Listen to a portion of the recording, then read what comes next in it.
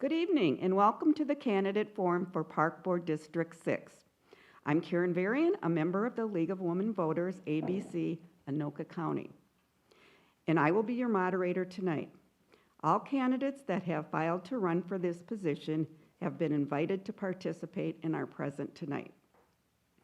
Located in southwest Minneapolis, Park District 6 is home to 22 neighborhood parks and 6 regional parks, including Lake Harriet Park and the western portion of Bede-Makaska Park. I want to thank the Armitage, Fulton, Kenny, Kingfield, Linden Hills, Lindale, Lyndhurst, East Harriet, West Makaska, South Uptown, and Tangletown neighborhood associations for hosting this event this evening, and Josh Jenner Productions for broadcasting and recording. A special thank you to Mount Olivet Lutheran Church for providing the space for the forum. This forum is being held in front of a live audience, and it is live streamed to YouTube. The recording will be available unedited for viewing on the LWV Minneapolis website.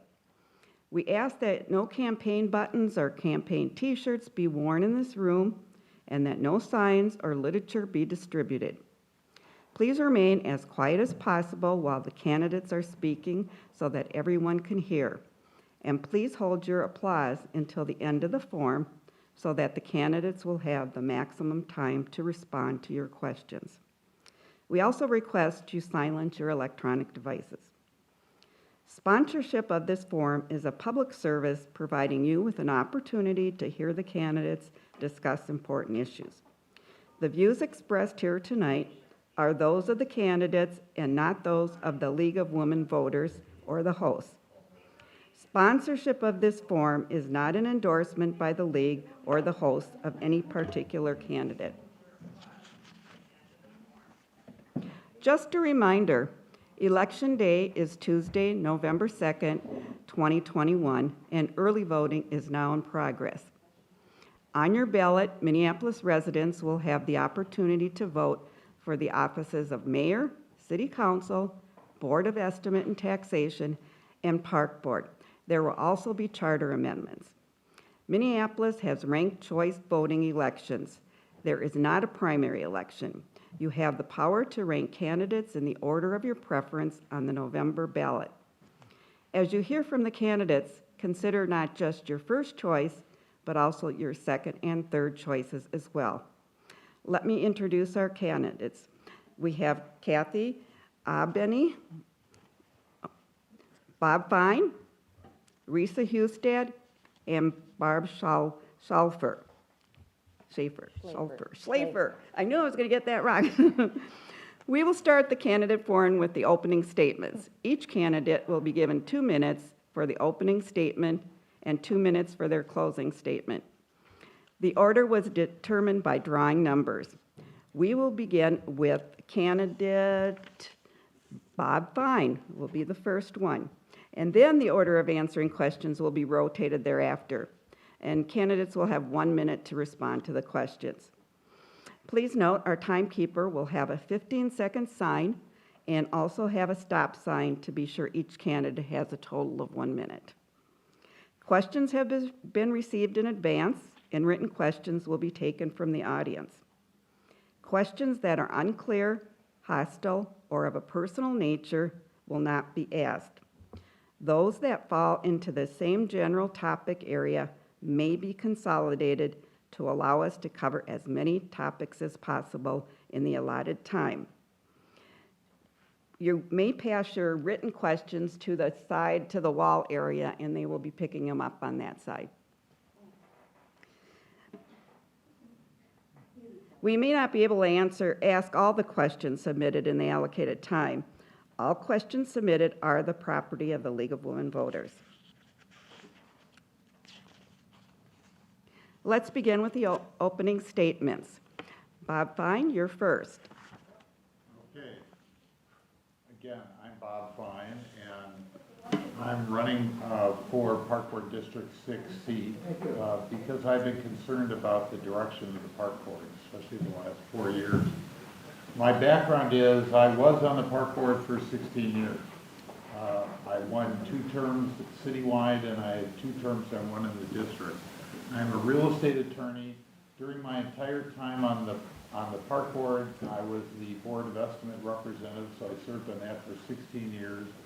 And I also served in the past 18 years as a commissioner of the Minneapolis Civil Rights Commission, and I'm currently on. I'm back. This is like another year. It's 19 years. I've been on numerous boards and committees because, for one thing, I've grown up in Southwest Minneapolis. I live on the block I grew up on, so I virtually haven't gotten off the block most of my life. I'm married. I have 4 adult children and 7 grandchildren. I served on the park board on the Chain of Lakes Clean Water Partnership. I served as a commissioner on the Mississippi Watershed Management District. I served on the St. Anthony Falls Heritage Board.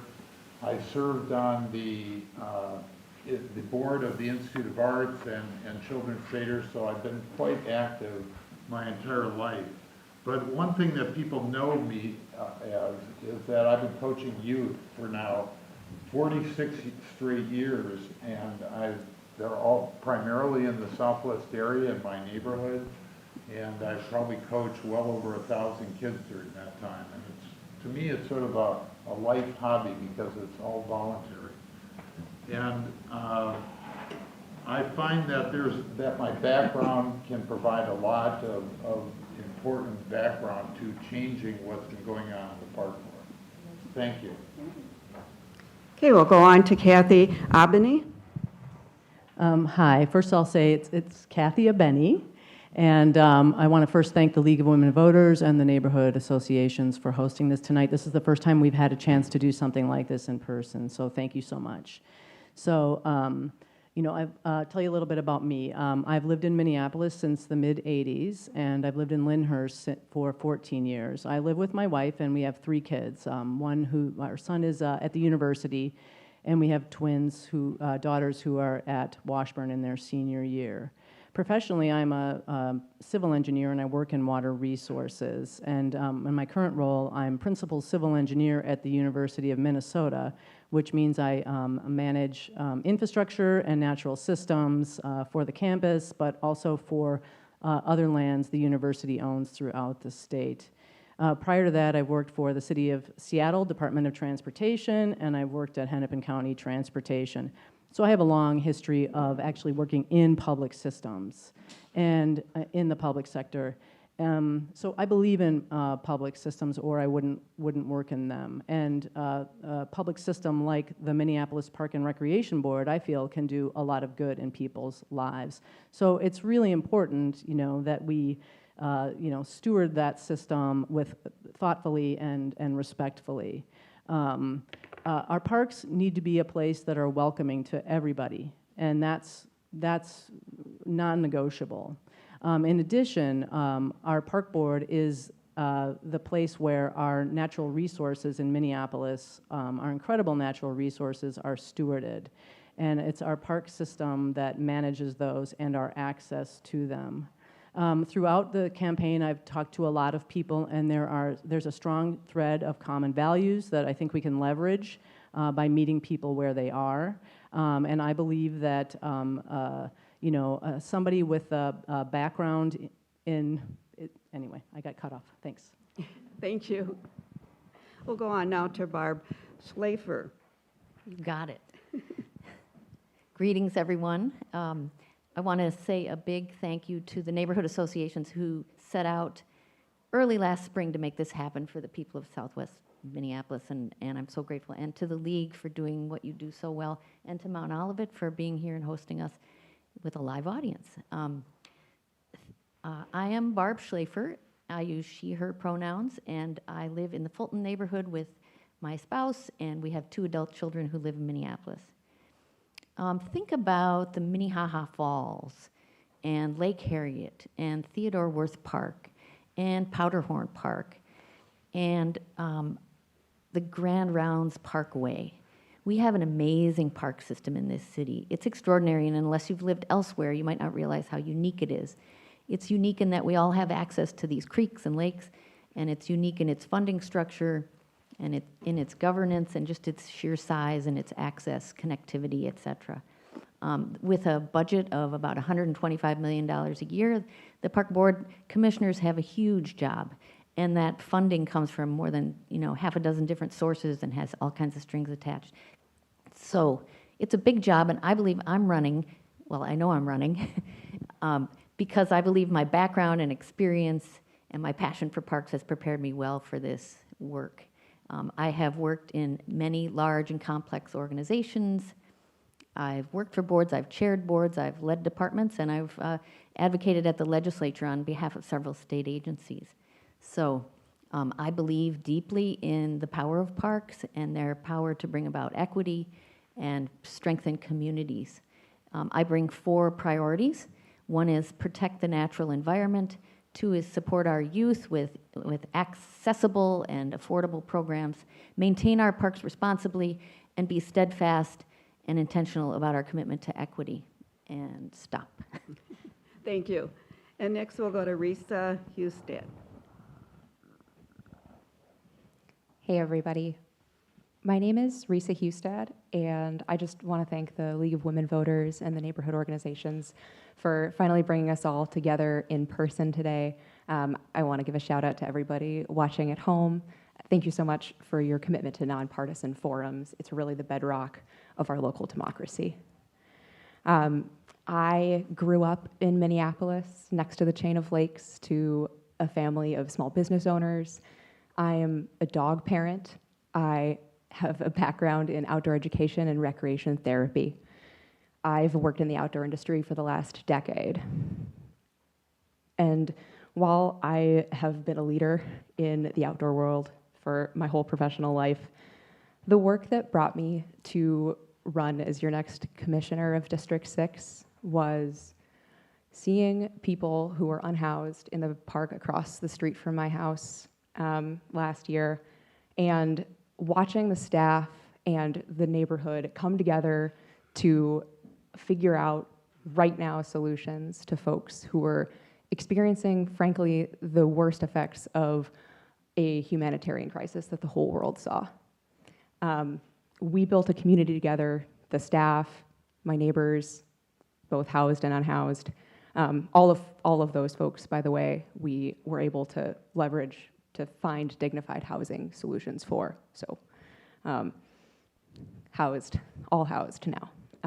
But we were able to build a community together, and it made me realize that the best thing about our parks has always been what they can do for the people of Minneapolis.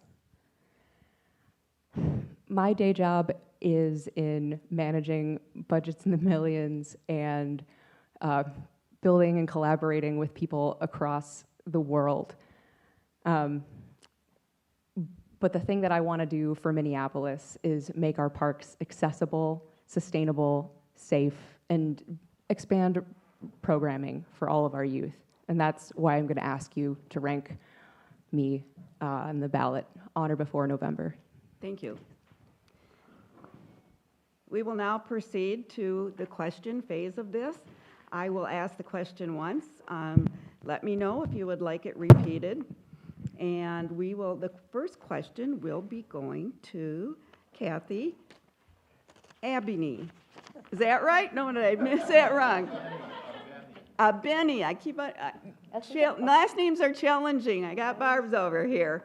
So, Think of Benny. a penny. Well, that's what I was thinking of. Benny. Benny. Benny. Okay. Now we've got that straight. Okay. The first question is, what is your understanding of a park commissioner's role or duties in governing the park system? What experiences prepared you for filling that role? Yeah, I love this question. So I work in elected board-governed organizations. I work at the regents right now are in charge of us. I've worked in cities and counties. And I can say that I think that the board is there to set policy and direction for the organization. They work through, in the case of the parks, the superintendent. The superintendent is the person with responsibility for the day-to-day operations of the park and the staff and all of that. And I would say that as an observer of inside of local government and of the park board particularly, I would say a wayward governing board is one of the worst things that can happen to an organization, because then organizations will spin their wheels, they won't be able to make decisions, and they won't have a common purpose. The other thing is that I think the board can also address some cultural issues with you know, kind of how the body serves the citizens and how the staff feel inside the agency. Thank you. Thanks. We'll go on to, next one is Barb Schlafer. Perfect. Thank you. My background is in state government. I served in state government for 23 years, Minnesota state government, in 3 different state agencies. So I feel like I kind of understand how the branches of government work, how the advocacy works, how the negotiations work. Also, as in my role as communications director for 3 different state agencies, really closely tied to legislative relations and putting together a legislative agenda and building coalitions. So I think that would serve my work on the board very well. The notion of a functional board is the main reason why I decided to jump into this race. I had been watching the park board for the last about year and a half and was just troubled by what I saw and felt like I could bring a sense of collaboration and also just kind of help the board understand that its role is to set strategic direction and also listen to staff, respect staff, but also be able to challenge staff at the appropriate times. Thanks. Bob Fine.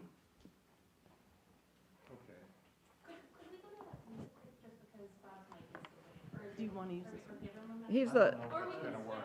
I don't know if it's gonna work, but I can talk loud. Nope. Yeah, take mine. Take mine. Take mine. he's the, he's the last one. Bob Mike is working now, thank you. Oh, now? All right. Okay, now I have 10 seconds left, but, no. 5. The park commissioner's role, I've served there, so I've been a part of it. This is the most unique park system in the country. There is none like it with the power that this board has. They pass laws, they do ordinances, they set rules, and they make policy. But the biggest job is they're like a school board. They hire the superintendent. And so the president of the board actually is a supervisor to the superintendent on behalf of the board. And so they have this direct relationship with everybody who works for the park board is subservient to the superintendent. And the superintendent is technically the only employee of the board, just like a school board would have with the director of the schools. And, you know, that's where I come down to it, is that, you know, one of my problems has been a lot of the concerns about supervision of the staff by the superintendent, about the board directing the superintendent the right way. Thank you. Okay, Risa Husted. I feel like I got lucky with Bob and I both having our names right both times. Good job. Good job. Yeah. We'll get it by the end of the forum. So as your commissioner, my job is to agree on the allocation of the budget, to direct staff, and to, if we get the opportunity, select a new superintendent. I, as a person who serves on the Capital Long Range Improvement Committee, I actually get to do a lot of this work for Ward 11 now. A lot of this means digging into the details, identifying what are the near and the long-term effects of any budget choices that we make, any infrastructure that we choose to or not build, and how we make our money and our resources do the things that we need them to do. Thank you. The next question is, what are your 2 top priorities? How will you fund them, and how will you measure success? And that goes to Barb Schlafer. Thank you. Immediately, my top priority is going to be youth. I believe that our youth have been through more than we realize with the pandemic and the murder of George Floyd and just so much disruption in their lives. And so I'm really excited that the board is about to pass $2.6 million in its budget to add to youth programs, including athletic programs, youth employment programs that the park board has done so well. So number one is youth programs. And number two is really protecting and restoring the natural environment. I feel like the park board in some ways has abdicated its responsibility to protect the lakes and creeks. And part of this is going to have to be a job collaborating with the city, because we don't want the park board to have to take on the entire city's stormwater management system upgrade, because it's about 70 years too old and can't handle the new flooding that we're getting these days. So I would say natural resources and youth. Thanks. Thank you. Risa Husted. Great, yeah, thank you for the question.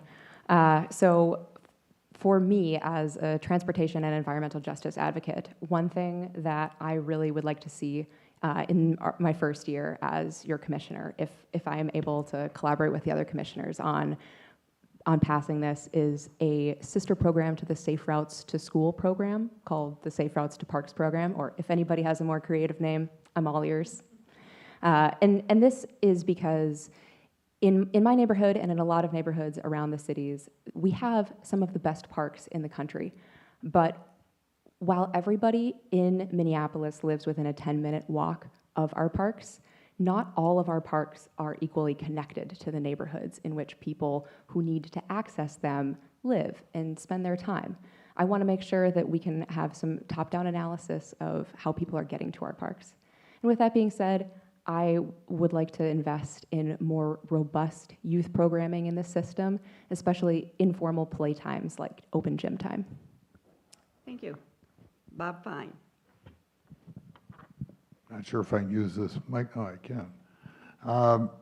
I have a lot of priorities. I would guess that my first priority is very related to my coaching, which is youth recreation has gone way downhill in numbers and participation, and it goes all along with that with youth programming and a lot of things that are related that go throughout the city.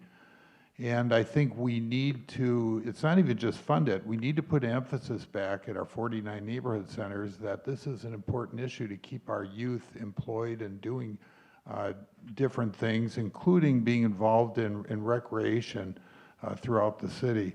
And I think that, you know, I can see this as being very successful. Some of my other issues have to do with the planning department and about how they're coming out with ideas for the board, because they're such an essential part of development with the park board. Thank you. Thank you. Kathy Abeni. Did I get Yes. it right? Close. Well, come on. I ran for office so that people could learn to pronounce my last name. It's been hard living in Minneapolis all these years. So my two priorities, you know, I'm just going to piggyback exactly what Bob said. The youth programming is, I think, our biggest opportunity in Minneapolis, and the programming has been flat. Barb mentioned some of the funding options for that. The other thing I do see in our city is a lot of momentum. I hear it from mayoral candidates and city council candidates, and I'm committed to working across these bodies for people that really want to drive a much higher participation from kids in our city for positive recreation and sports and things like that. So that's a top priority for me. The other one is, I think, water quality. And the reason I'm going to target water quality is that I understand from my day job the park board's role with the city of Minneapolis as an MS4 permit from the MPCA. I'm wonking out, I know, but there are a lot of requirements in that permit, and there's a structure in place, including staffing at the parks, that I think we need to expand, but we should be partnering with them on water quality. There's tons of community consensus, and there's a program, a permit from the state that requires it. Thank you. The next question is, how can the park system best serve all? For example, how can you balance a commitment to youth with the needs of people of various abilities and the needs of increasing numbers of seniors? What programming will you advocate? And that question goes to Risa Husted. Great, thank you. Yeah, so expanding access to parks, the parkways, and recreational opportunities is actually a thing that I get to hear a lot from you all when I'm talking to folks on the doors, on the phones. And something that I hear over and over again from seniors, from people with small kids, is something that we want to see more and more of is the feeling of safety in parks, the feeling that there's somebody watching out for me in case something feels off, and making sure that there are things to do and reasons to bring yourself to a park on a regular basis are really exciting to people of all ages. I would like to see, I actually got a chance to, my local park, Painter Park, has a new superintendent of the playground. I would love to fund staff being in parks more often and make it easier for concessions and things that will bring folks and Thanks. keep folks in the parks. Thanks. Bob Fine. Thank you. To me, the park system is to be all for everyone. I mean, it's to provide something for everyone. And yes, it's a big job, but we need to do that. We need to provide for not just people who, not just youth, not just seniors, but everybody else. And that's what's unique about the Minneapolis park system and why we must continue to do that. I don't think we need to hold back on that. And we're sort of unique in the way we approach it because we have these 49 neighborhood centers and we're able to program them according to what the needs are of the specific neighborhood. We don't just have one stamp and this is how it's going to be done. We do whatever is necessary. The one great attribute is we're the city of lakes, and this is wonderful lakes that we have. I grew up as a competitive swimmer. I never had a lesson. I learned swimming at what was then called Lake Calhoun and Lake Harriet. I still swim at Lake Harriet today. We have to maintain things. We have to maintain all our parks and our lakes. Thank you. Thanks. Next is Kathy. I'm going to do Kathy. You can fill in the last name. Kathy Abeni. Abeni. I think that the neighborhood centers are the key, right? So we do have distributed parks throughout our city, and they should be responsive to the neighborhoods. I think that the park directors are probably chomping at the bit for more resources and support to interact with the community and provide things that the community wants to see.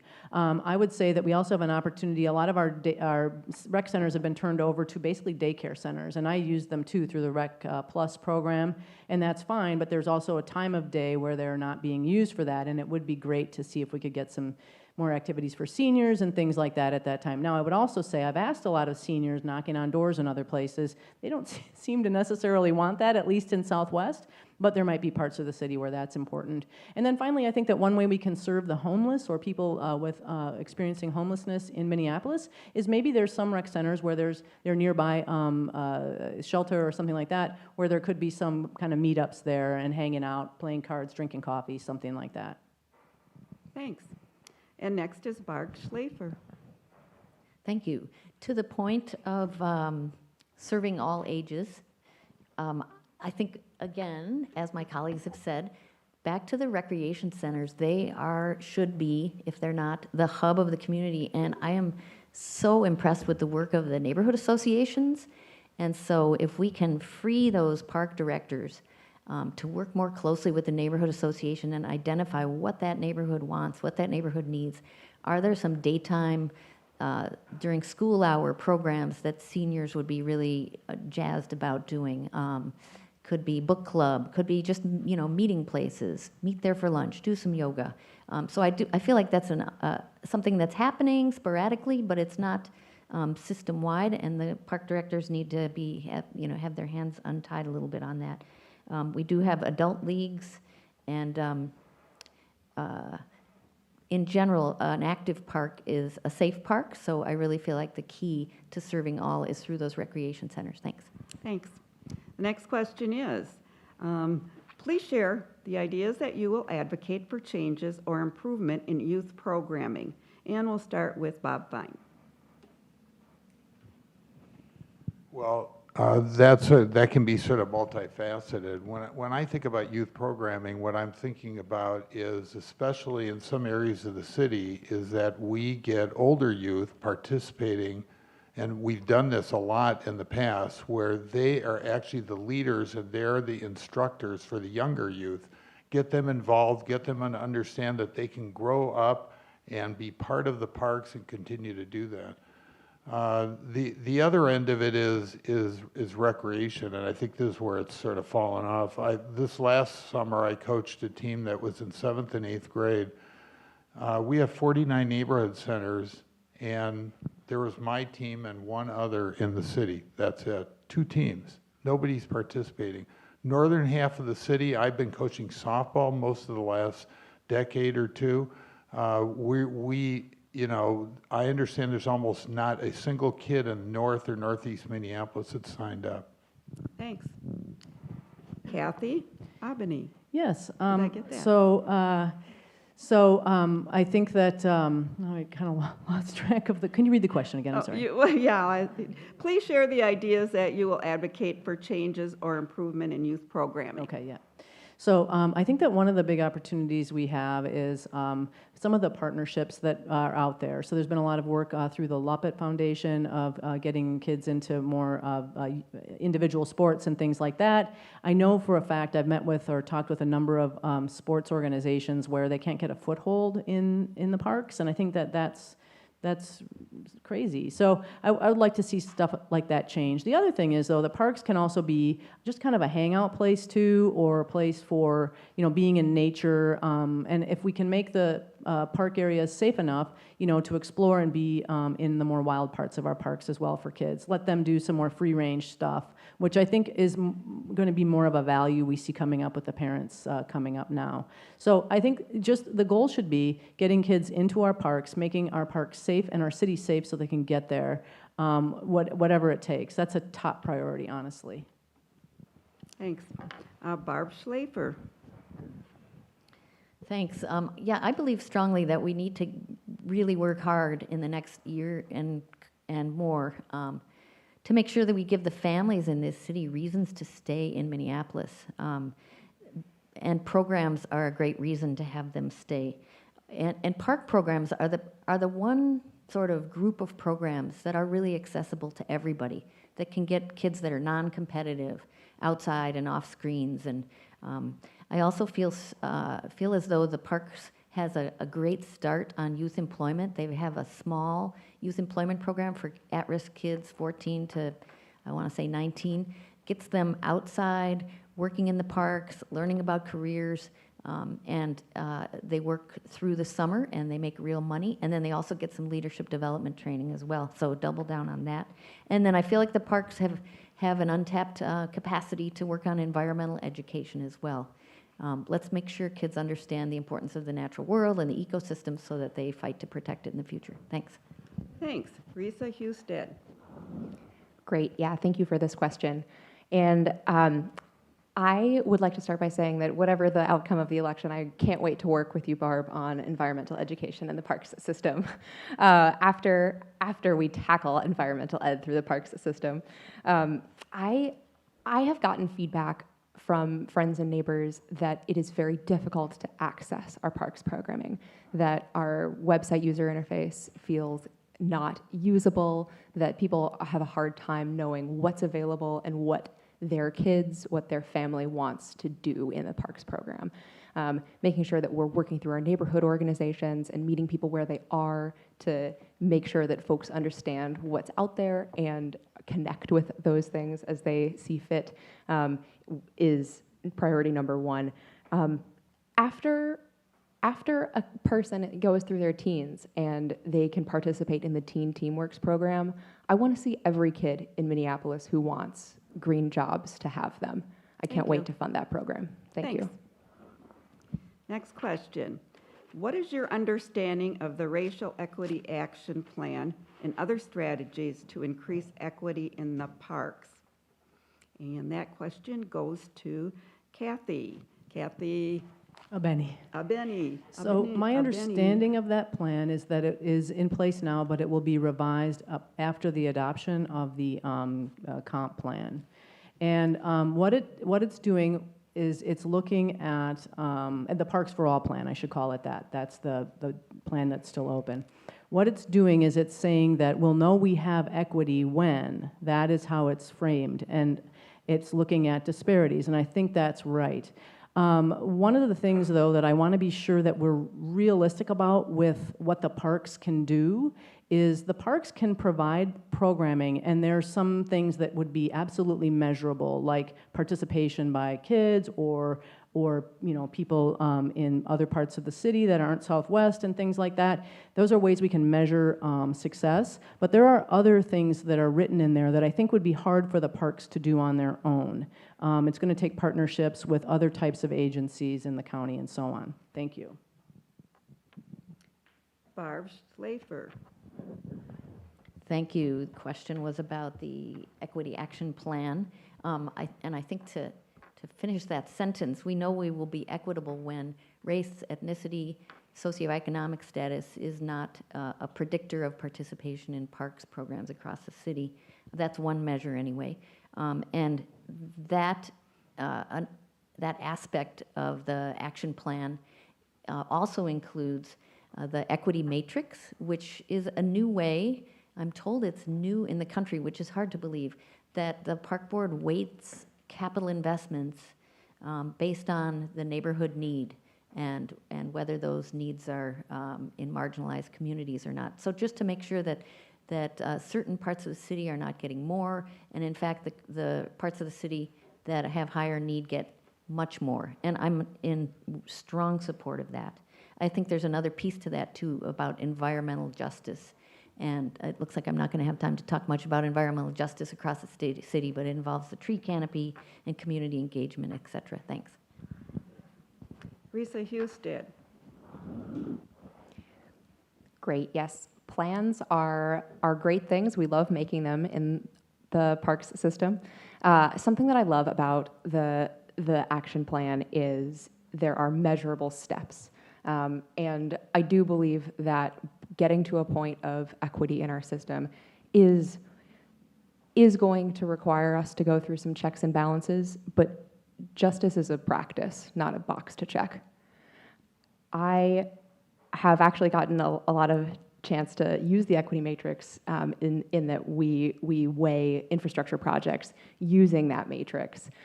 It's something that the park board developed, and the rest of the city is very quickly catching on. Hopefully all infrastructure projects will be weighed against a similar matrix in the coming years.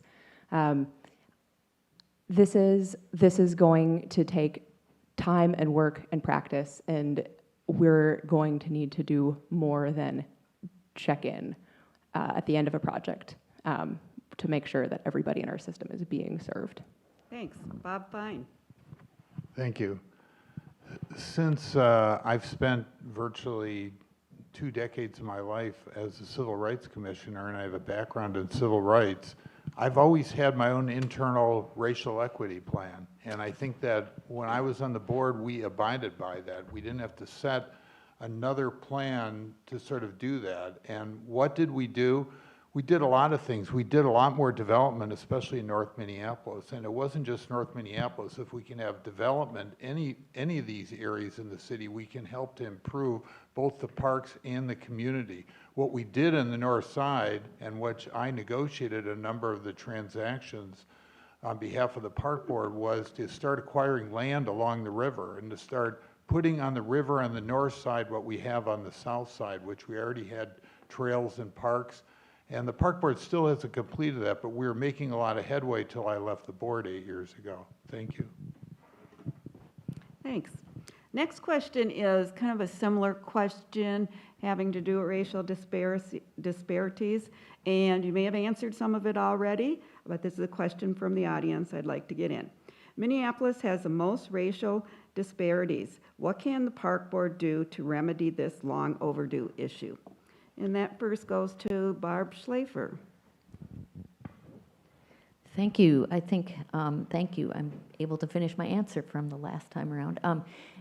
First of all, I think it is about capital investments, certainly.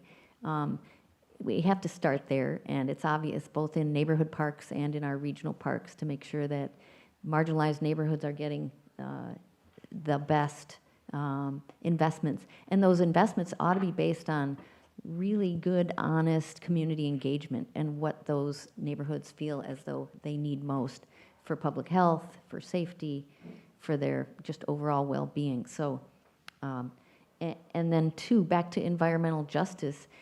It's not just about investing in swimming pools and skate parks and basketball courts, et cetera. I think people really need nature in their lives. And we have a lot of places in the city that are heat zones that we need to double down on the tree canopy, et cetera, and really bring natural areas to places across the city for them to find peace.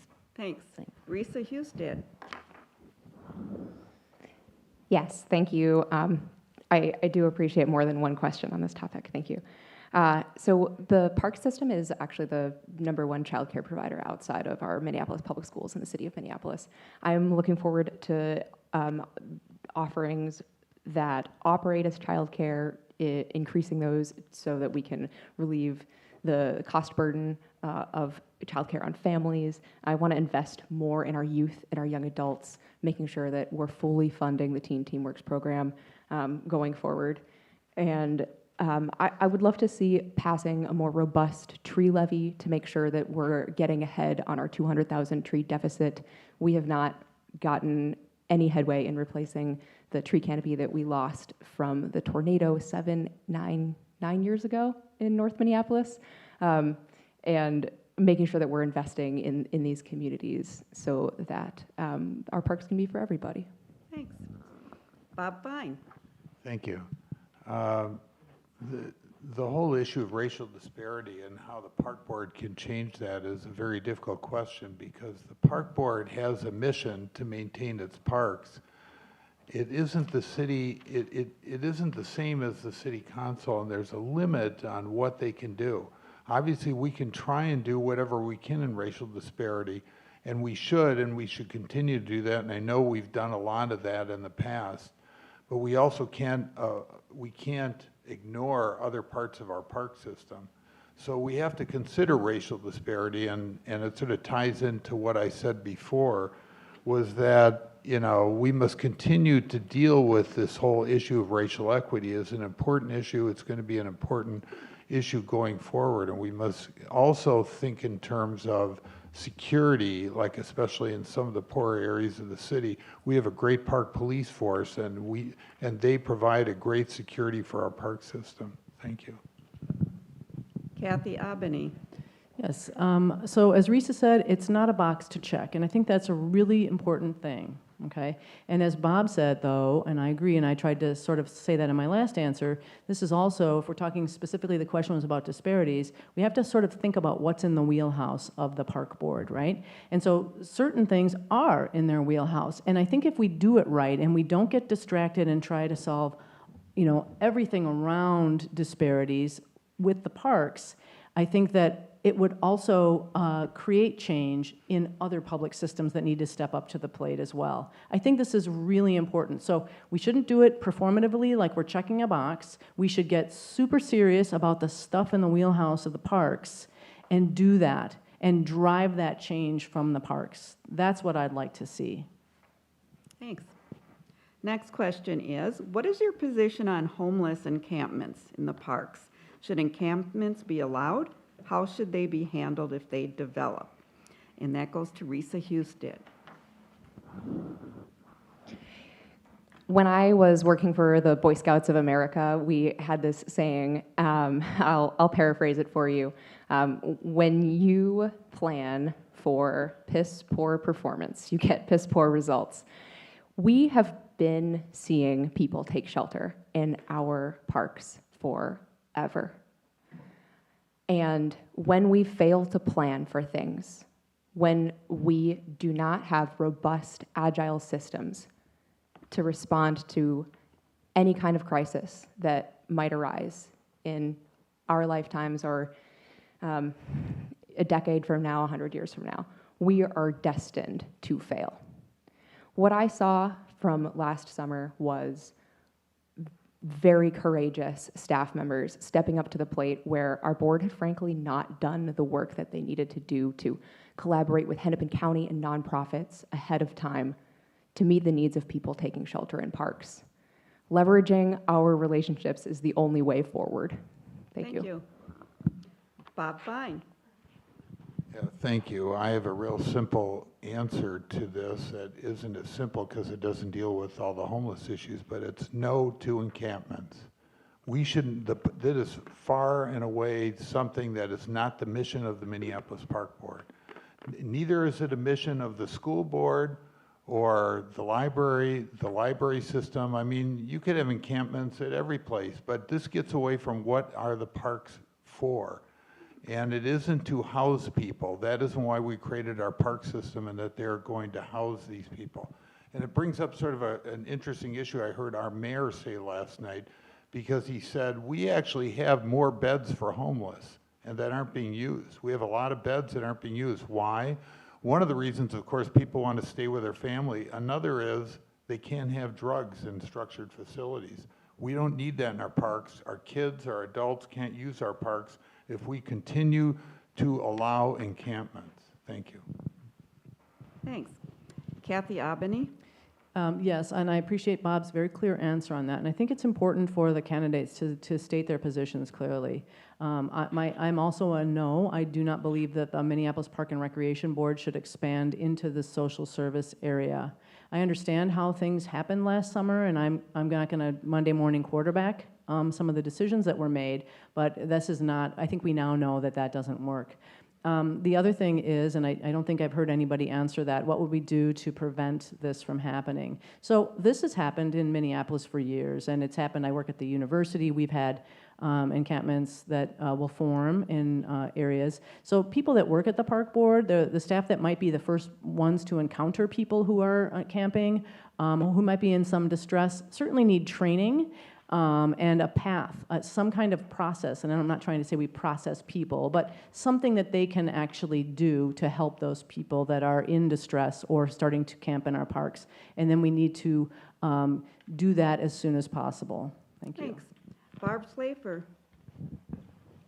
Thank you. I am also a no to encampments, but I feel like a minute is not going to be enough time to really talk through this complicated issue. People are unhoused for so many different reasons. For example, mental health concerns, socioeconomic concerns, addiction, illness, not on their meds. It's 100 different reasons, hundreds of different reasons. And the park board's not equipped to help folks with those. And they proved that they maybe weren't able to collaborate effectively either. I feel like the social service mission of the parks really is with primarily kids. And so housing adults in parks and tents is not compatible with our youth mission.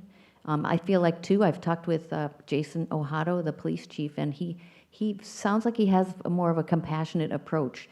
They'll send outreach workers who have lots of information and resources out to folks living in parks, and then they warn them, and then they come back a day or two later and Thanks. remove them. Thanks. Thanks. Okay, next question is, how will you address environmental concerns such as water quality, preserving the natural habitat, or limiting single-use plastics within the parks? And that goes to Bob Fine. Could you state that again? I did, the last half of it I didn't quite catch. How will you address environmental concerns such as water quality, preserving the natural habitat, or limiting single-use plastics within the parks? Well, I want to preserve the national habitat, that's for sure, and I've been a big supporter of that. But I always think about water quality, and I think that we've made huge inroads in it. Initially, I got on the park board, I was immediately on Clean Water Partnership because they were doing a wetlands a block and a half from my house, which is now B'day-Makaska wetlands, and I had the neighbors all around ready to hang me because my position was, this is important, this is how we're going to clean the water in the lakes, and it did that.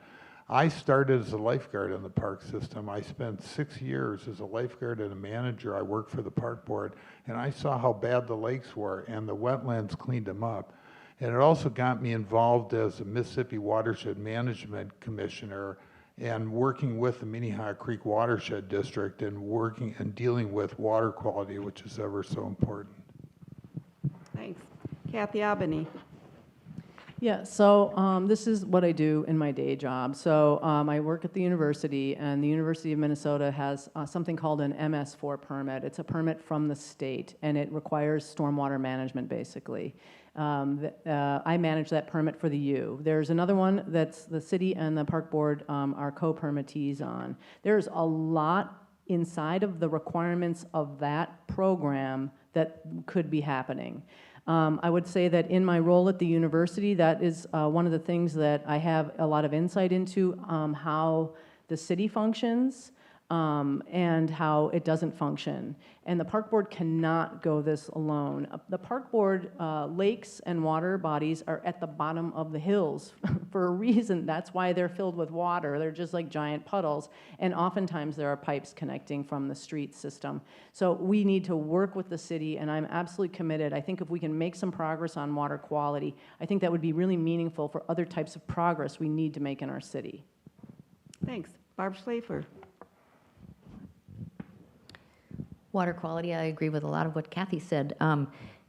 We're in sort of a stormwater crisis as you look at the increasing rain we're getting, maybe not this past summer, but how the city from decades and decades ago has set up the stormwater management system to just sort of flow right into our parks and our creeks and our lakes, and it's the street waste and the salt and all of that great stuff. So it does need to be a major priority in collaboration with the city so that the park, it doesn't all fall on the park system.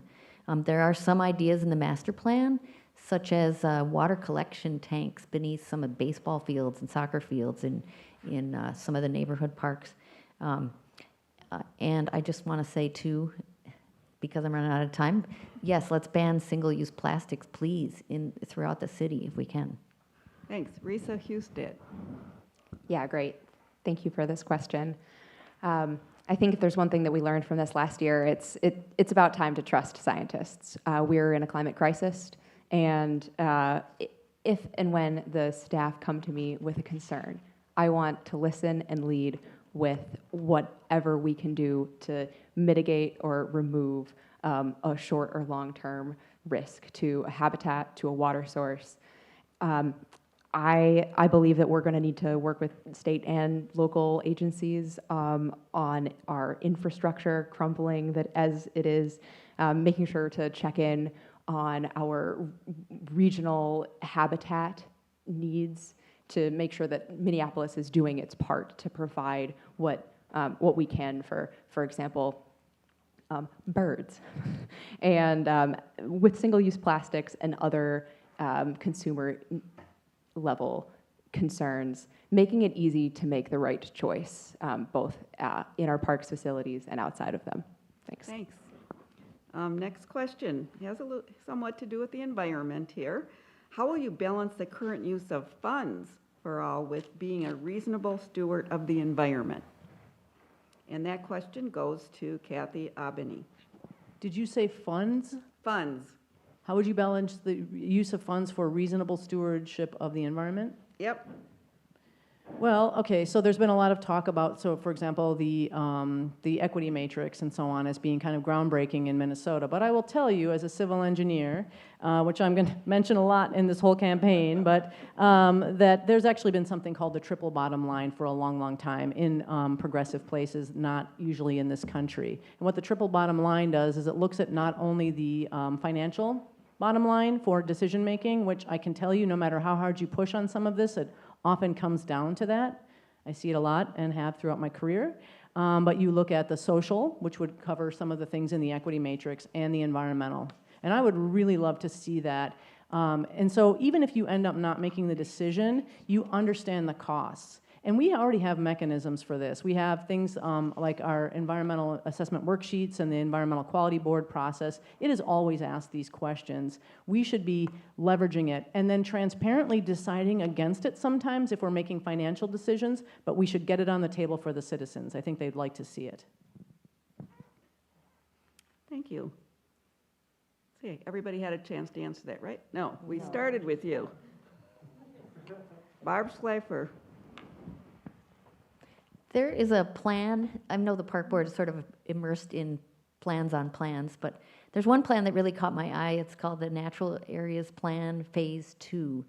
And it's a $4 million plan. Sounds like a lot of money, I know, but its purpose is really to identify those natural areas and ecosystems that could be converted to native landscape and natural ecosystems that maintain themselves more or less. And so while that would be an investment, I would support that plan and find money from other areas to support it, simply because once it's instituted, it requires, those areas are going to require less maintenance. There's not going to be mowing every 10 days in those areas. And so things like community gardens, pollinator gardens, it's more of a simple answer compared to Kathy's, but I feel like if we just could just get back to natural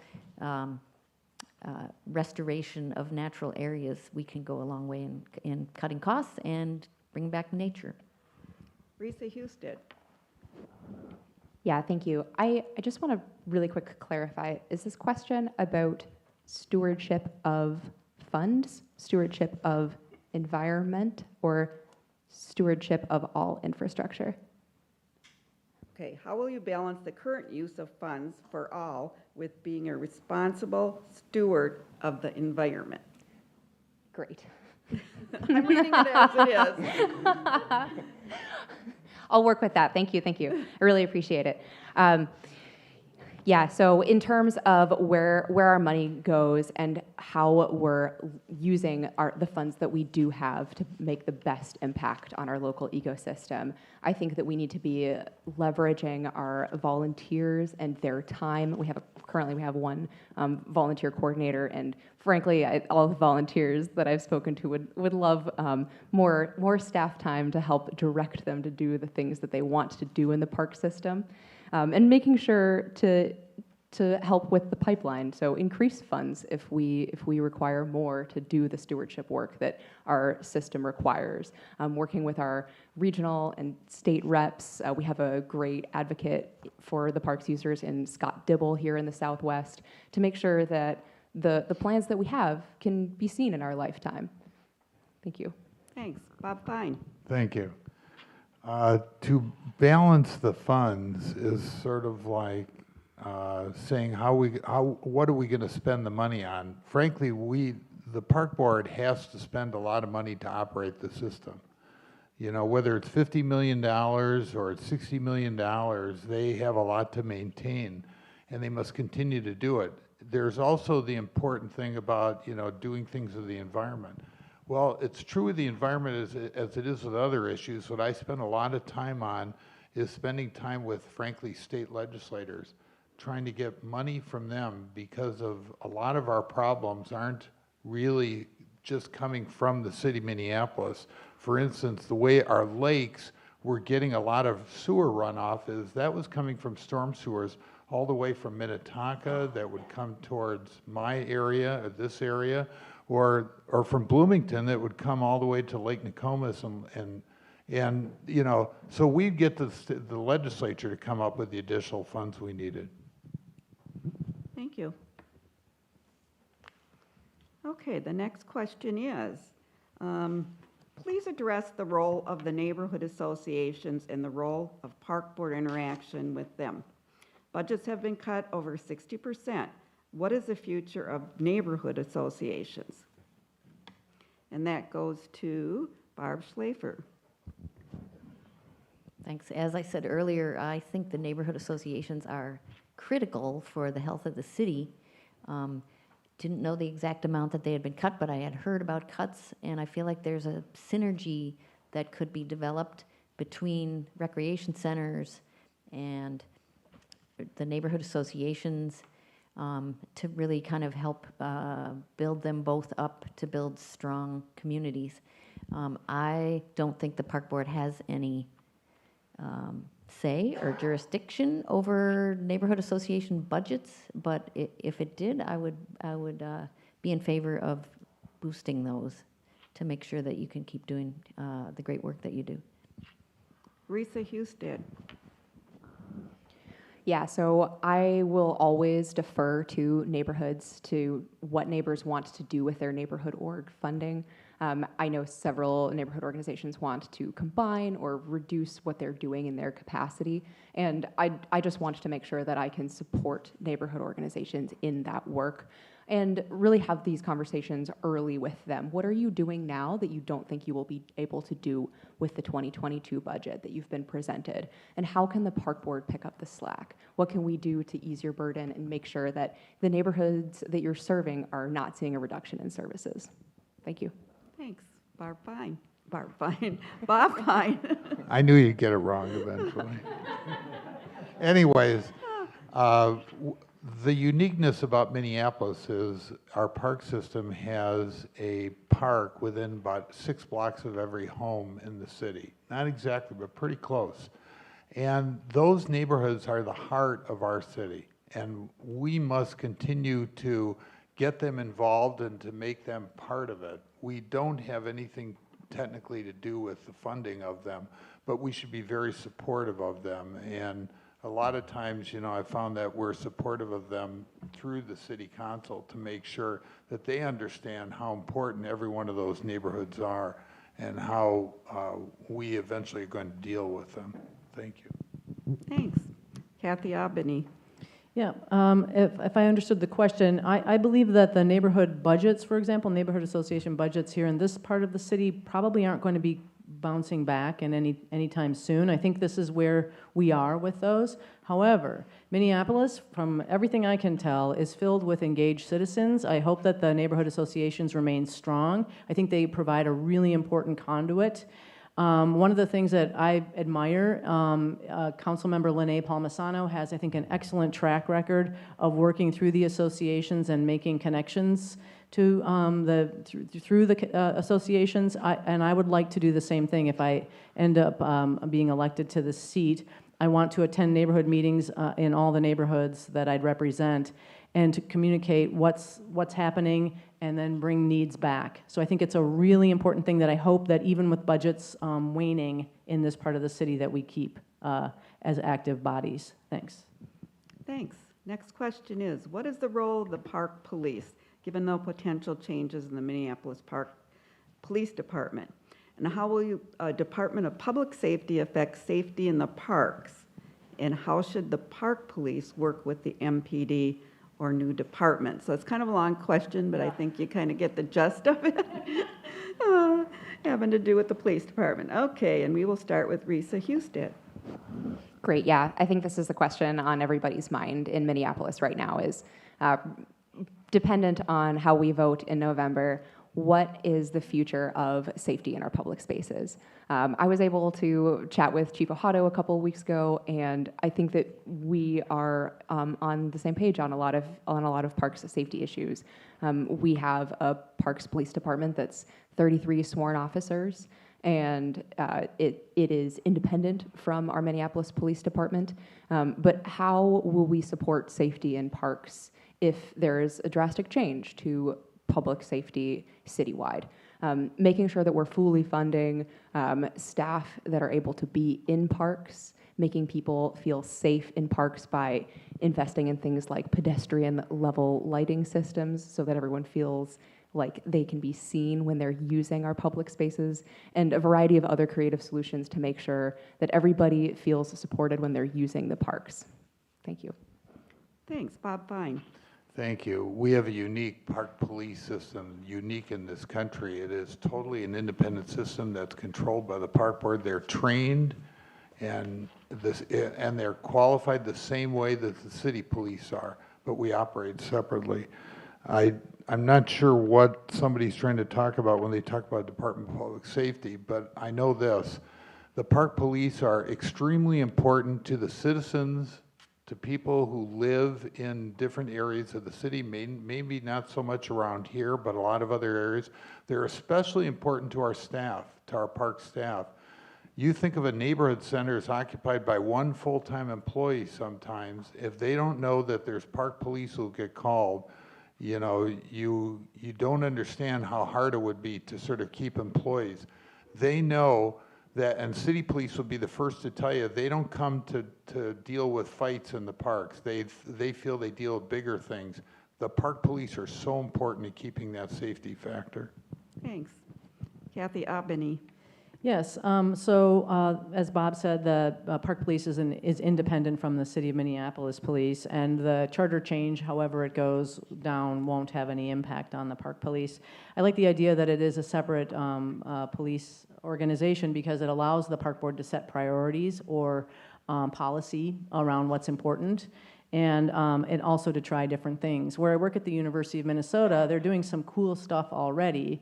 They've increased some patrols and foot patrols in Dinkytown with non-sworn officers who are trained to be there and in Dinkytown to have a presence and to help the students. And then they've also added a social worker to the staff and things like that. So some of the things that you see that, you know, Minneapolis police gets a lot of the press for reasons, but these smaller agencies can do a lot of the things that are on the table in Minneapolis, and the independence is important. Barb Slafer.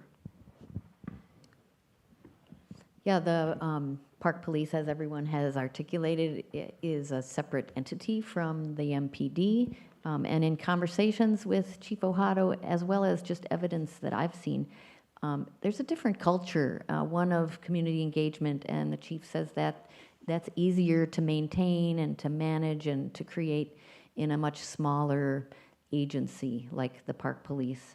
He's able to institute more of a culture of community engagement. And so I just feel as though it's really important that we continue to equip and train Park Police so that they know how to connect people with the right resources, and also collaborate with the outreach staff who also work in parks, who are out there to help folks who are experiencing some trouble. So I would say as the park system continues to grow, we're going to need to make sure that the Park Police also is able to handle that growth. And I'd like to see more Park Police out on bikes and on foot. Thanks. Thanks. Next question is, how will you decide on funding programs already promised? Youth, neighborhood park maintenance versus expanding the system's needed new features and programs? And we'll start with Bob Fine. Well, that's a huge subject that could take me 2 hours. And the whole forum isn't that long. But the funding, it's sort of a function of, depending on what we're doing, sometimes we get a lot of funding from other sources, and it can be the feds, it can be state, it can be the county, depending on what we're doing. I've always been a big one on trying to support whatever we can do and trying to get the funding. As most other politicians used to tell me, I always had my hand out looking for money, and I was constantly doing that. And it's really the truth. We're doing good out there for people. We're helping youth, we're helping adults, we're doing a lot of things. But I also don't want to forget that we need to advance this program, the whole park system, to something beyond what it is today, and continue to buy land along the river, to expand, to make new opportunities like pickleball and different sports and other things we're doing. Thanks. Kathy Abeni. Yes, it's a Benny. Okay, so this is, I think, an important topic because this is me as a citizen now sort of observing the park system for all these years. So it's been there for, 130 years, and there's still, this is an issue. This is an open issue. And we shouldn't have to have funds for youth programming compete against funds for maintenance. Why? Why would we have to, Bob, respectfully, why would we have to go to the legislature with our hand out over and over again? Where are the monies that could be consistently applied and used for known needs like maintenance? So one of the things you'll see if you go to my website, and I've been talking about that since January when I launched, is asset management. The parks are just dabbling in that now, and that's fantastic. That will help them understand what they have and what the needs are so they can plan for the future. But they're 30, 40 years behind the state of the art. So let's stop doing that. I want to make some progress finally on getting it all out there. Where are the gaps? And let's start plugging them permanently. Thanks. Barb Schleffer? Maintenance, I hear a lot about maintenance everywhere I go, and to echo Kathy's point, it's astounding that the park board doesn't seem to have a plan for maintenance. So we would all know that when we put a roof on our house, that within 15 to 20 years, we're gonna have to replace that, and maybe we budget for it, and the park board doesn't seem to have that accounted for in its accounting system. We can just look around and see. So when there is a big, huge maintenance gap, like there is with the in 2016 with the neighborhood parks and P20 program, we did have to go to the city, and we got a big boost, but it shouldn't be a big surprise. So the legislature also is not giving us enough for regional park maintenance, and so I'd like to really press on that if I'm elected to the board in terms of the lottery in lieu funding that's supposed to be paying like 40% of the O&M costs in Thanks. in the Twin Cities. We need to get more of that out of the Thank you. folks from across the Twin Cities area. Thanks. Thanks. Risa Husted? Yeah, great questions. And I think this is also on a lot of our minds right now. So unfortunately, we're living through a period where we've gone through about 15 years of, I would go so far as to say, mismanagement by some of our assets.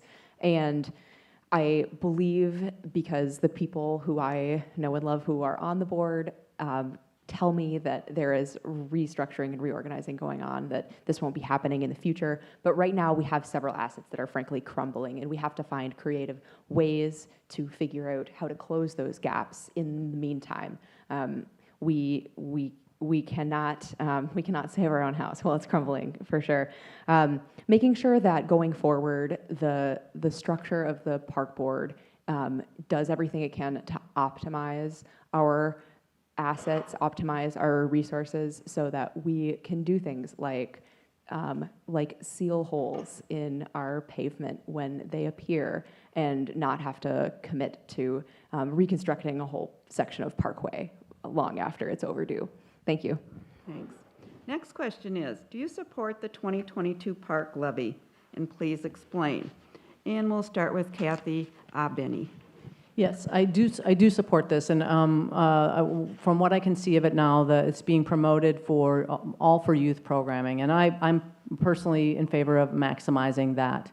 One of the things is the messaging a little bit, and this is only based on what I've really read in the paper, but also a little bit about how it's being promoted. It's talking about being done for interrupting youth violence, and I think that's really good. But again, to me, that the framing for the parks maybe should be a little bit different. I mean, I think that we're in a place where we talk about things based on, all of the things that are going on in our city, all of the things that consciousness has been raised about. But I think we have to have the positive part of what we're doing for kids. So we need to get kids busy in our parks, busy in our programs, and so I support maximizing the funding for that as much as possible. Thanks. Barb Schlafer. Yes, I definitely support the 2022 levy, and I know it's sort of earmarked for youth programs, some specific ones. I hope the park board will consider the greatest needs and get more kids into athletic programs. Also, I think it's important that it be used to expand the rec center hours, so that again, those rec centers can be activated and used as kind of community centers for all. And right now, I think those, especially over the last couple of years, those rec centers have been shuttered, and it's time to get them back open. So youth programs, yes, it's time to double down on those, and I'm excited to encourage everybody to support that levy. Thanks. Thanks. Risa Husted. Yeah, to echo what other folks are saying, investing in youth programming, not just for the sake of recreation, but also to realize the Green New Deal, to get kids in green jobs.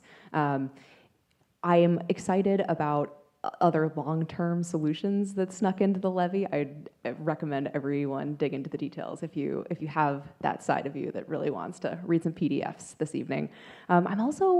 I was disappointed to see that tree canopy expansion was not included in this levy, but I understand that we might be able to get to work on that as soon as January of this year. So I'm looking forward to passing a new tree levy with all of you in a couple of months.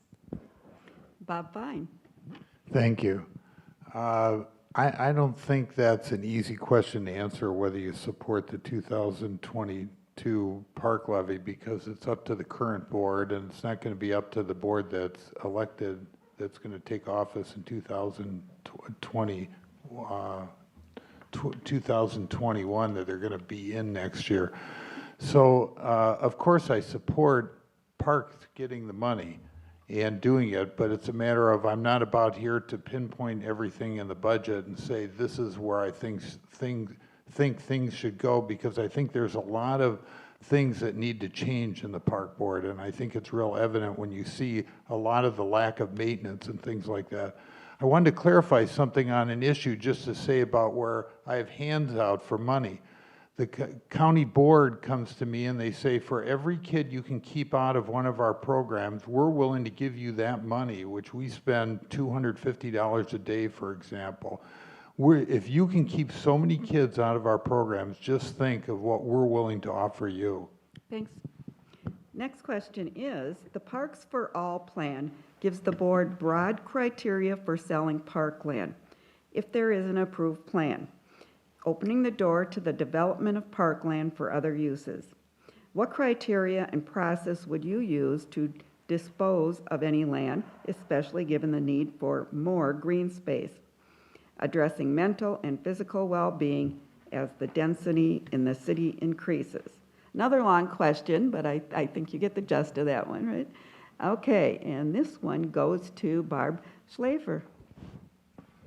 Thank you for asking that. I saw that on page 64 of the Parks for All plan, and it was one of the things that really gave me pause, because it was a lot of different doors opening up for disposing of parkland. And in my view, that's just a hard no, unless we swap it for something bigger and better. And even in that case, a lot of scrutiny needs to go into that. We want our city, and we plan for our city to grow, and that means less green space and more density in the city. And so we're going to need a lot more natural areas and green space going forward slowly. And so the notion of giving up parkland for whatever public good people have in mind, I think it's a scary precedent. And I think the founders who built this park system starting 137 years ago would roll over in their graves if we started to talk about disposing of parkland. Thanks. Risa Husted. Yeah, so similarly for the privatization or selling off of parkland, I'm a hard no. I think that we need to be very careful about what we consider to be additions to parkland and what we consider to be reasonable subtractions to parkland. I want to be very aware of the possibility of green gentrification when we absorb new parcels of land into our park system. And similarly, I want to be very aware of the impacts of losing land acreage. We manage over 15% of the acreage in the city. And I think that the addition of Graco Park and other parks in areas that had lower access to parks tells us that we don't have enough green space for every Minneapolitan. I would have to be very suspicious of selling off or privatizing any parcels in the system. Thank you. Bob Fine. Yes, I've always taken a very hard line when I was in the park board against selling any parkland. Does that mean we can't trade for something where it's better? I'll give you an example. Most people don't know, but most of the airport is owned by the Minneapolis Park Board, the land under it. I got approached as president of the board by the airport to acquire 8 acres under it, which probably will never be seen by the park board in my lifetime unless the airport moves away suddenly. And so what I did is I made a deal with them. I knew of land the airport owned on just north of the crosstown, right by the airport. We ended up trading effectively 40 acres for that 8, which is now the Ed Solomon Park, got named for a guy I serve with on the board.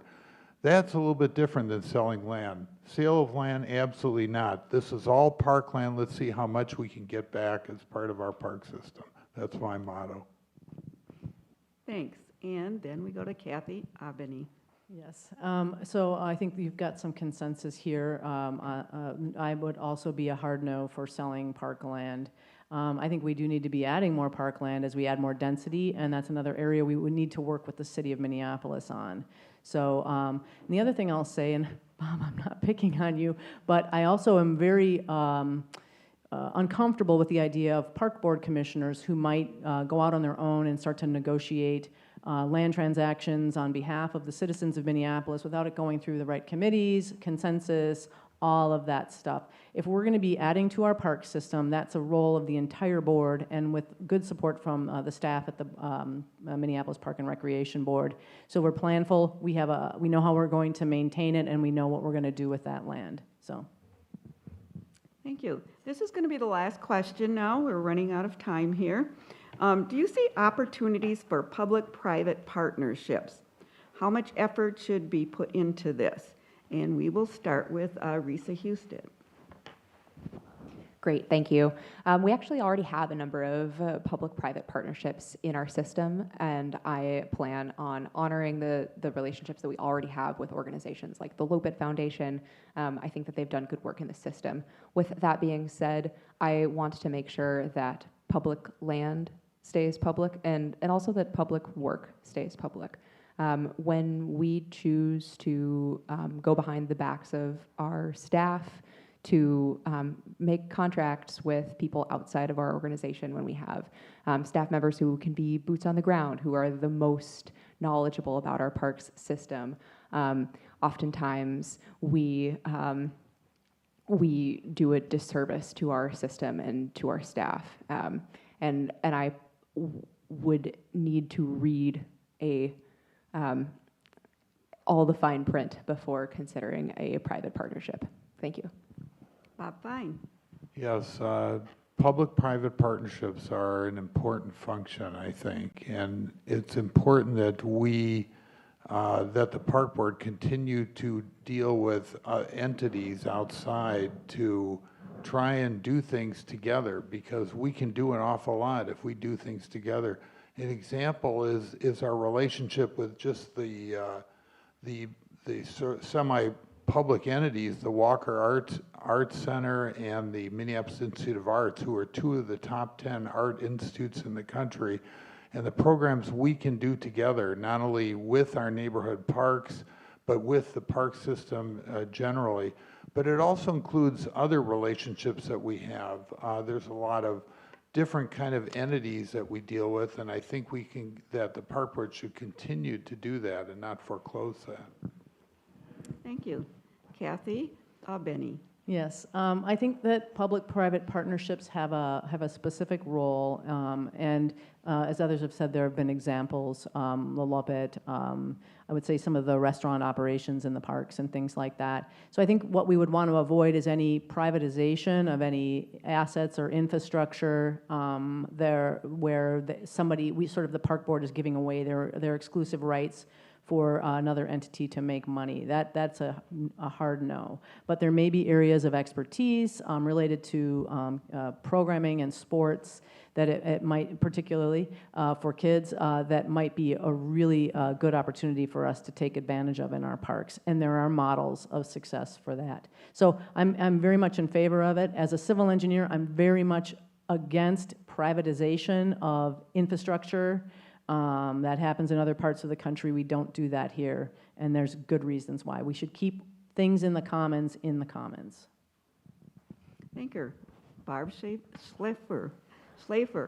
Yes, I think there's a place for public-private partnerships, and we should use caution in proceeding with them. The Lopet Foundation is an example of a good one, I believe. They've activated that park.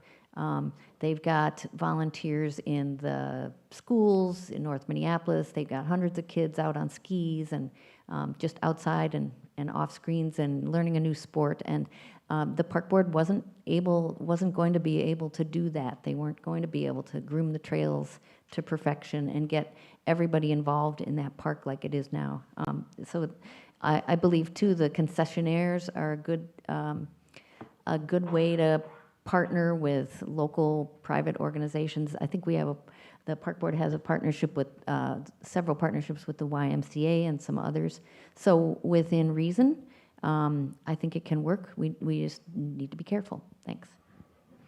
Thank you. Now we'll go to the closing statements. Candidates will now have 2 minutes for their closing statement to summarize their qualifications and positions. And we'll start with Bob Fine. Yeah, I want to just sort of take this opportunity to sort of thank the League of Women Voters for putting this on, because they did an excellent job. And if you saw the whole page of requirements they sent us, you wouldn't be surprised what kind of job they did. But I also want to talk about a couple issues and why I'm running. There's a lot of problems with the park system throughout the system that I think needs a lot of direction, and I've been there in the past. But in particular, recreation, I've already brought that up about that. I'm really concerned about numbers and participation, and the fact that, and this is true of my own kids and my grandchildren who live in the district, they're playing on teams in St. Louis Park, they're playing on teams in Richfield. It's like they're offering better programs in the suburbs. Why don't we have that in Minneapolis? What's happening where kids aren't participating anymore? It's really a problem. The other issue to me is the planning department. What's happening out there? I'm a big supporter of keeping the golf course at Hiawatha. I think it's very important it's the only golf course in the southern 2/3 of the city. And it's very important to the black community, and it's been there. And yes, we have issues with pumping, but we can deal with that. But what is planning doing with that? And what is planning doing with a lot of their projects? An example is my own neighborhood in Linden Hills. They put in new playground equipment, and for some strange reason that I can't get a clear answer from staff, they came in, ripped out equipment that worked, and they put in about half of what should be there. What is going on with planning, with the way they're making recommendations on the golf course, on a number of things, but also things like what's just happened at Linden Hills? This has got to change. Thank you. Thanks. And Kathy's next. I'm going to give you an opportunity to say your name correctly there. Okay? It's Kathy Abeni. And also thanks from me for all of your attention. I really appreciate that and your interest in this race. I would say this, I'm running, I have some credentials that I think are valuable in this role, and we don't have that on our board, and I don't know that we've had that. But in my role at the university, I work inside of an organization that is also large and complicated. There's been some really good successes there, making things work better, plugging holes, stewarding infrastructure, responding to regulatory programming and things like that. I would bring that mindset and that experience to this role. The other thing is a lot of people here have mentioned the boards and things that they sit on. Boards or committees, and I don't mention that too much, but because I've sat on hundreds of committees, hundreds of teams for projects, I've done all the type of work that would come across my desk as a commissioner for the Minneapolis Park and Recreation Board. My weakness is I don't know the soccer rules, that's it. But I have a lot of other strengths that I think that we could use right now.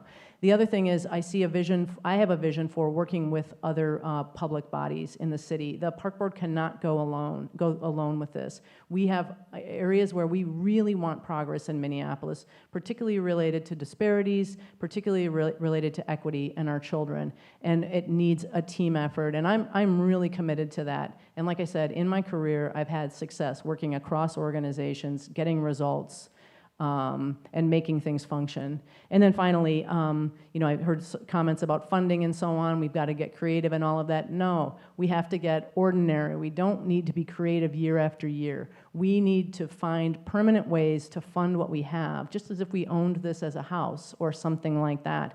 So enough with this government kind of running poorly. I'm ready to take us into the future, and I will work hard, and I'd love your first vote. Thank you. Thanks. Barb Schlafer. Thank you to the audience and to the League of Women Voters. Over the last several months, I've spoken with hundreds of people, and it's been an extraordinary experience. Many have been volunteers in parks, gardeners, coaches, naturalists, people pulling buckthorn. I've learned so much, and I'm grateful for that. And the people I've talked to say they want a park board that understands its role as a board to provide strategic direction to the park board. They want a park board that can make difficult decisions and then really clearly communicate those decisions and then move on. They want a park board that is able to communicate more clearly and also really commit to this whole stewardship piece. I mean, I know it's fun to cut ribbons, but at some point you need to go back and take care of the assets, both the natural and the built assets that you have. So those of us who have been watching the board closely are have been tired of the division. And what I say to that is there probably always will be division on this park board because Minneapolis cares so deeply about its parks. There's nothing more personal to people than their neighborhood park, it seems. So there will always be division, and there'll be some controversy. But let's make sure that those spirited discussions are about big things, that they're about public health, and they're about climate change, and they're not about little, infighting kinds of things that we've seen on the park board in recent years. As a board of 9 people, I believe our effectiveness is going to hinge more on our ability to work together as a leadership team and less on what we bring as individuals with technical expertise or historical knowledge of what the board was like 20, 30 years ago. I believe it's all about our willingness to work as a team, find common ground, collaborate, build partnerships. So that is why I'm running, and that is why I feel like in this moment I'm the best candidate for this District 6 seat. Thank you. Thanks. Risa Houston. Yeah, again, I just want to thank the League of Women Voters and the neighborhood organizations and all the neighbors that have tuned in today.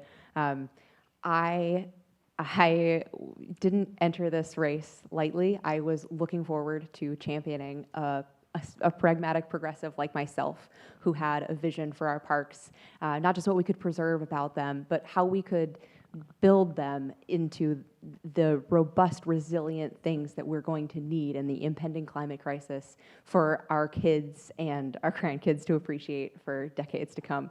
And I didn't see that person, and I realized that I had to be that person. I'm a public servant, an organizer, a leader in the outdoor industry, but the things that I'm looking most forward to are working with the other commissioners, working with our neighbors, hearing from folks about what their concerns are in our parks, and then making good on those things, collaborating with our state and local agencies to get wins for the city of Minneapolis and the people who use our public spaces. And I really hope that everybody in this room is making plans to vote right now. I would appreciate your #1 support on your ballot on November 2nd or before then. But in the meantime, I hope everybody has a great evening, and I will be available for any questions if anybody has them. Thank you all so much. And thank you, everyone here. LWV Minneapolis, LWV MPLS, would like to thank you all for viewing this Park Board District 6 candidate forum tonight. We would especially like to thank our candidates for being a part of the democratic process by running for office and for being willing to serve our community. There's never enough time to cover all the issues. If you feel that your question was not addressed, please contact the candidate directly after the forum. The League also researches issues important to our members and to the health of our communities. If you are interested in finding out more about what we do and how you can also make a difference, please go to the website lwvmpls.org. There you can view our recent public safety study, a 2021 Minneapolis Municipal Election Voter Guide, and questionnaires with candidates' responses to issues of importance to our community. I just want to note there are questionnaires with the candidates' responses for the Park Board here, so there may be some other questions in there that you didn't get answers to tonight. You can find out more information about candidates and about voting at MNVotes, MNVOTES.org, and LWVMN.org. Links to all the candidate forms and additional voter information can be found at lwvmpls.org. Again, thank you for coming, and remember to vote on November 2nd. Thanks.